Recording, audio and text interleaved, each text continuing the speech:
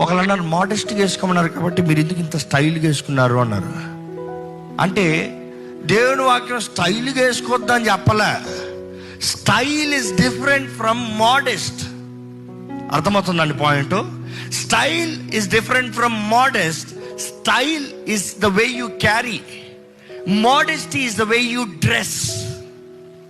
ఈరోజు యవనస్తులకి చాలా మంది అర్థం కావట్లేదు. సో ఐ షుడెంట్ స్టైల్ అప్పా అంటే చక్కగా గ్రూమ్ చేసుకోకూడదా, మంచిగా తలదూకోకూడదా, మంచిగా తయారవ్వకూడదా, మంచిగా బట్టలు వేసుకోకూడదా? తప్ప.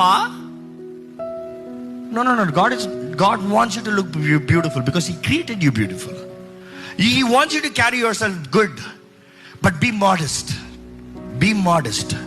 అంటే మీ దేహము ఇతరులకి మీ ద్వారంగా పాపము చేస్తానికి అవకాశం ఇవ్వకూడదు. జాగ్రత్తగా ఉండాలి.